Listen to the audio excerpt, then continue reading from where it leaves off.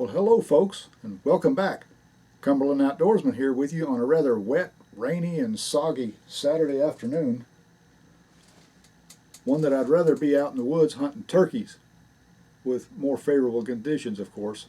So I thought I'd come in here and do a video indoors while I waited for the rain to blow on by. This turkey season has been kind of a rough one on me, folks, more due to weather conditions than anything else. We had some really high winds 2 weeks ago. You couldn't even hear a turkey gobble. And then we had some rather cold temperatures as well, where the turkeys wouldn't gobble because, a lot of times when it gets really cold, they just hush up pretty much. You don't get much gobbling activity. But I did actually get some gobbling and strutting activity on video. But for the most part, they've pretty much whipped me, folks. So, that's the way it goes with turkey hunting. It has come easy for me at times because I've harvested a lot of gobblers in the past, but more often than not, it can be quite a challenge. We're dealing with an animal that's very wary and has amazing eyesight. So, you really got to employ all your woodsmanship skills if you're going to have any hopes at all of being successful. So, I hope to get back into the woods tomorrow morning and get on some turkeys. Hopefully I can bring you a good, successful turkey hunt. Today I'm going to be touching on a subject that I covered in a video this past winter, and it's something that has affected nearly all of us hunters and shooters all across the country, and that's the current ammunition crisis or the ammunition shortage. And I told you then that I had a solution for that crisis or that shortage, and that was the activity of reloading your own ammunition, being able to replenish what you have on hand.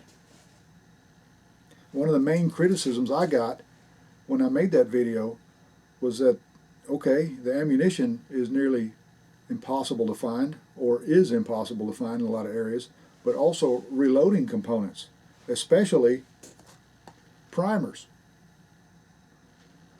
The availability of primers was just about non-existent, virtually gone everywhere.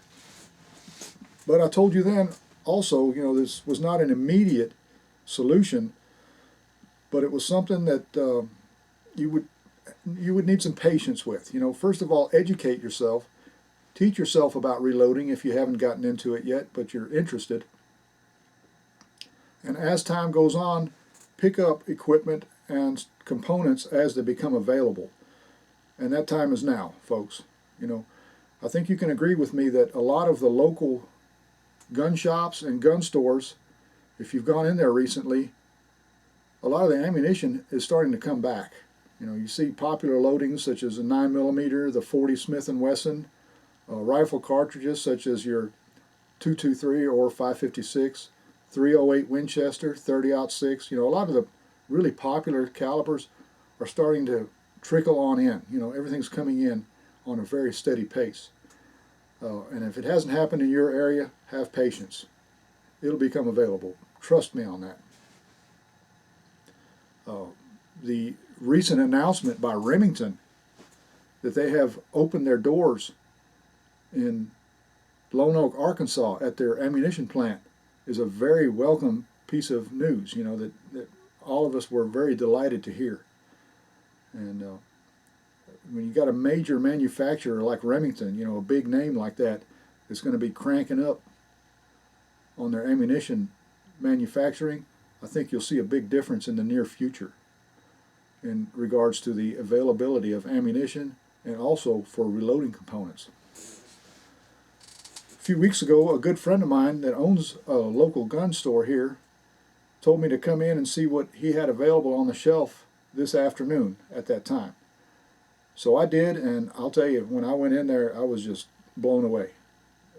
I mean, so much was available that I thought would take a year to be able to get was right there on the shelf in good supply. Very popular rifle powders such as this H4350. This is an immensely popular choice for a lot of your big game cartridges, such as the 270, the 7mm Remington Magnum, the 30-06, the 300 Winchester Magnum. on down to the 243 Winchester. You know, this is a absolutely fantastic powder, and he had it in good supply at that time, and I think there's still quite a bit on the shelf. Then also I picked up some of this IMR 4198 for my 222 Remington. I've been using Hodgdon H4198 with great success. And here I've got some loads that I've developed using the Sierra Blitz King 50 grain varmint bullet. That's a 222 Remington, folks. Very similar to the 223. In fact, this is the parent cartridge for the 223 and many others, such as the 221 Fireball and the 222 Remington Magnum. You know, I could list more and more. But the 222 Remington was the one that was developed by Mike Walker back in, I think, 1950, if I'm not wrong about that. But an amazingly great little cartridge. Super accurate, very mild, easy to shoot. Just a real pleasure. Another cartridge that has become wildly popular is the 300 Blackout, and I think they had some of that ammunition on hand as well. And I heard somewhere that somebody was using this hybrid 100 powder by Hodgdon to load that. Now I don't know about that, but the reason I bought it is because some of the listings on here for the 243 Winchester using a 100 grain bullet, you know, was actually being propelled by a charge of 43.7 grains of this powder as an acceptable load. Also the 270 Winchester, which I also own. So I've never tried this before. That's the reason I bought 1 pound of it. They had quite a bit of it on hand, and I think they still do. So it was just out of a case of curiosity that I bought this powder. Here's another powder that I've used for many, many years now. I've got an old 30-06 rifle that really likes Hodgdon H380. And this powder has traditionally been used for the 22-250 Remington, the 220 Swift, other loadings such as the 223, I guess, they've used the 380 powder, the 243 Winchester, but also at the bottom there's a listing for the 30-06, okay? And here it shows that the ideal load would be 56.5 grains, pushing a 165 grain Sierra bullet. So there is a loading already on the bottle for the 30-06. Now, many of you probably don't use H380 in that caliber, but I have one rifle that shoots it lights out above all others.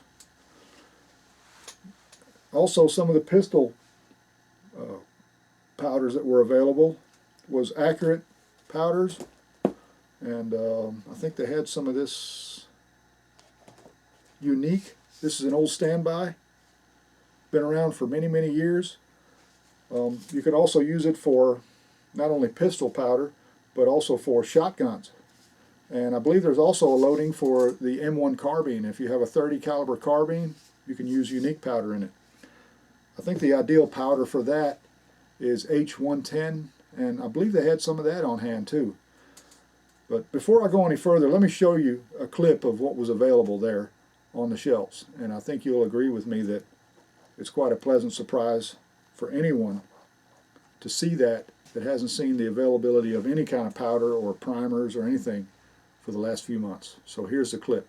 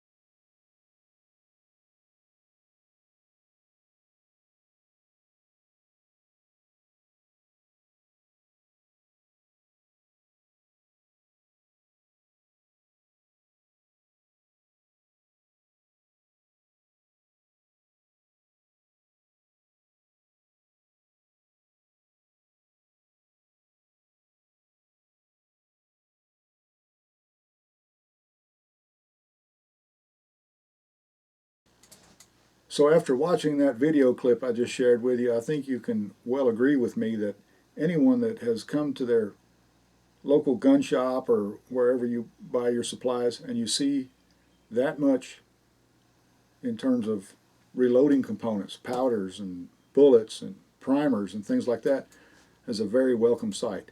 So, you know, just like I told you before in the video, things are going to get better. You know, have faith. We're seeing the light at the end of the tunnel, and if you want to get into reloading, right now is the time. You know, don't waste time. Start gathering some of your components for whatever caliber guns that you have. You know, start gathering powders and primers and whatever else you can find, and get yourself prepared. You know, because this is going to happen again, folks. This is not the end of it. You know, this type of crisis has happened in the past, it's happening now, and it's going to happen again. It's lasted a little bit longer than what I thought it would, but things are starting to come back more rapidly too.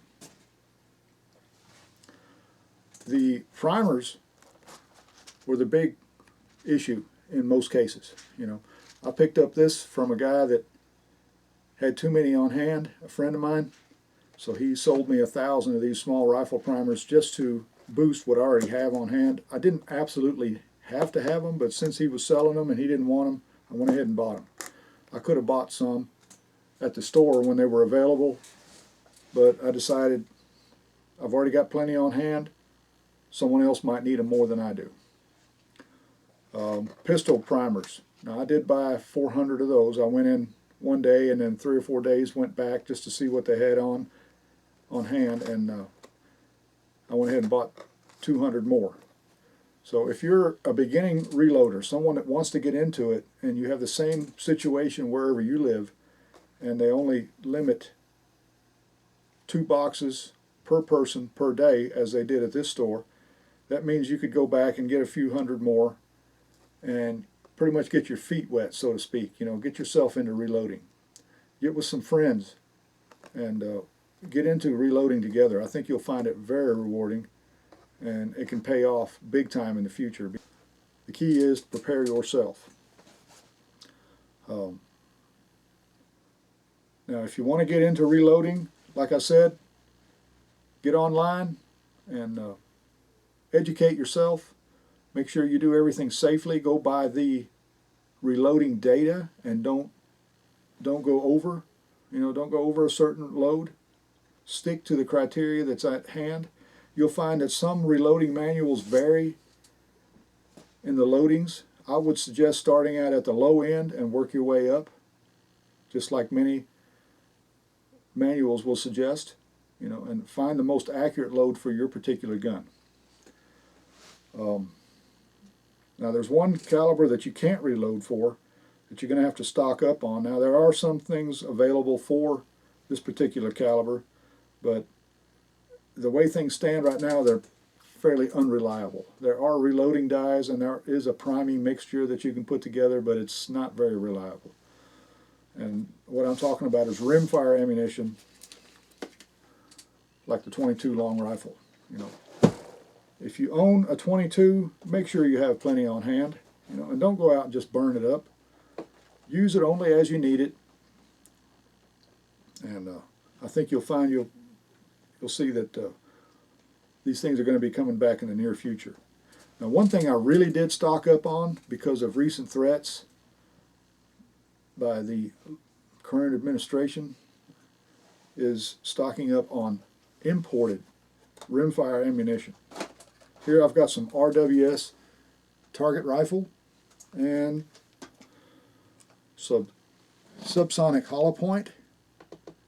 I use this out of a couple of my little bolt action rifles that really prefer this ammo, simply because it shoots very, very accurately. I'll pull one out of the box here and show you they're individually packed.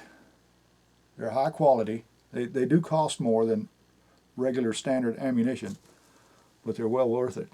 Here's the cartridge. It looks like a regular standard loading, but it does have a hollow point. And this is intended to be used on small game, you know, squirrels and rabbits, things like that. And because my guns shoot them more accurately, that's what I'm going to use.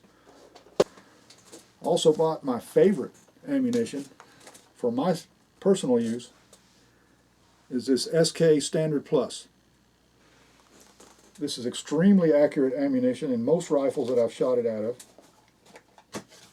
I've tested it, like I said, in many different rifles, and it shoots extremely well. Here I'm going to open a box and show you. They are also individually packed, just like the RWS. Super high quality. Very, very consistent, and that's what aids in the accuracy. I've shot one whole groups at 50 yards out of my rifles using this stuff. And if you've never tried it, folks, if you can get it, I would recommend it. Just buy one box and just try it out for yourself. You'll be amazed at how accurate this stuff is. Another very accurate ammunition that's been available for quite some time is this Wolf match target rifle ammunition. Okay, it's pretty much the same as this SK Standard Plus. In fact, when you put them side by side, you can hardly tell them apart. I think the brass is manufactured by Lapua, which is an elite class of ammunition. You know, Lapua is right at the top of the list. But I went ahead and bought 2 bricks of that just to make sure I had plenty on hand. Another foreign importer of ammunition is Aguila. This is made in Mexico. The other is made in Germany, the RWS and the SK, but Aguila. And as far as I can tell, it's been pretty good ammunition. I haven't had any problems with it. This is a high velocity, copper plated bullet, hollow point. And it's a 38 grain high velocity bullet. And there's 250 in this small pack. They had 500 packs, but I just bought one of these just to try it out. I'll be doing some testing in my 22 series using that ammunition. I want to see how accurate it shoots and also how well it expands, because I think that would make a great small game hunting cartridge. You just have to try it in different guns. Whatever you own that shoots most accurately, that's what you need to stick with. Also, now in terms of shot shell ammunition, I haven't found very much of that on hand at all. I've still got plenty for myself because I reload my own shot shell ammunition. I haven't found any shot shell primers either, but I have a feeling all that's going to come back pretty soon. Here I've still got some heavy shot turkey loads because I do a lot of turkey hunting. I have not tried the Federal TSS loads yet, but from what I hear, they're phenomenal loads, and they actually extend your range quite a bit from standard loads, or even over these here. I'm not sure. I haven't tried them, so I don't know. But I've got plenty of these on hand, and they've worked quite well for me in the past. Now, in terms of black powder, if you like to hunt with a muzzle loader, another store that I went to, a local gun shop, had plenty of Pyrodex black powder substitute on hand. In fact, they had Pyrodex, and I think they had 777, and they had some Blackhorn 209, I believe. They did not have any 209 primers, which would be the same as what you use for shot shells, pretty much. So I haven't seen any of that available. I've still got plenty on hand for myself, but as time goes on, all these things will start coming back.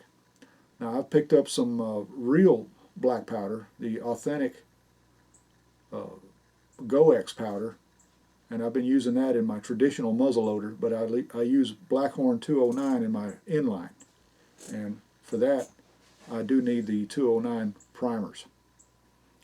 And in my traditional black powder rifle, I use number 11 percussion caps made by Remington. Those are the best ones I've found so far.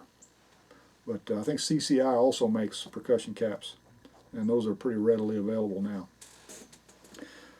I'll be getting more into the details of reloading in upcoming videos. When I went back to that store where I found the primers, they no longer had CCI, but they had some Federal primers available. So, you know, Federal's starting to roll out some things as well.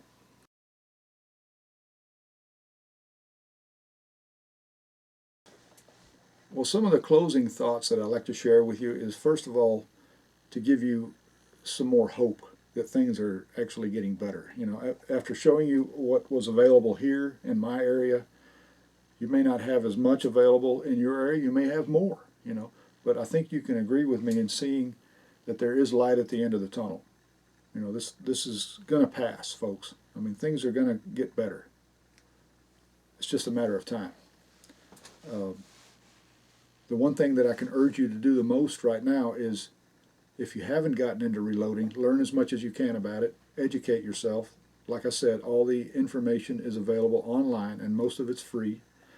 You know, if you know someone that has gotten into reloading years ago, maybe your father or your uncle or a grandfather or a friend of someone, you know, someone's dad or whatever, see if they'll take you under their wing and teach you the ropes, you know. And always stick to the guidelines, you know, adhere to loading data that's available to you. Whether it be in a manual or whether you get it online, make sure you begin at the starting load and work your way up.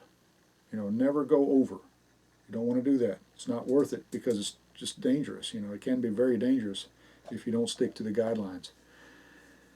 And get into the details of reloading. And I think I mentioned this, but I'll be getting into that a little bit more in upcoming videos and actually take you through the loading of certain calibers, you know, from beginning to end, and show you how I do it and how I do it safely.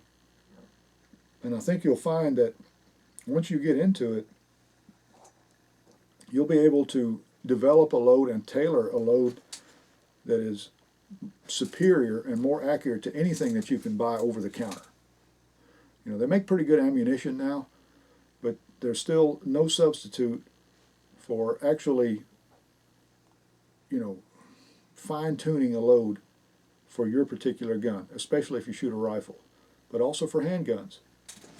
You can come up with a load that's so accurate it's just beyond your own belief, and it really gives you a sense of satisfaction that you accomplished, you know, something like that. And it really gives you a sense of value as well.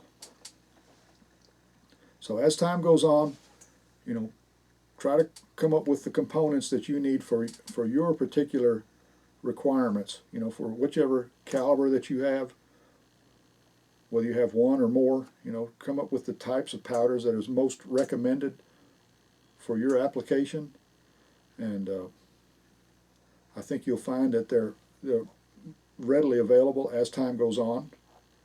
And also pick up your equipment such as dies, a reloading press. You know, you don't have to buy a multi-stage press. You can get a single stage press. You don't have to go into that. You can go into that later as time goes on and you become more and more proficient at it. And if you can get some friends involved, maybe y'all can pool your money together and get into it together. You know, it's a great activity to share with one another. And then get started now. You know, as things are becoming available now, this is the time.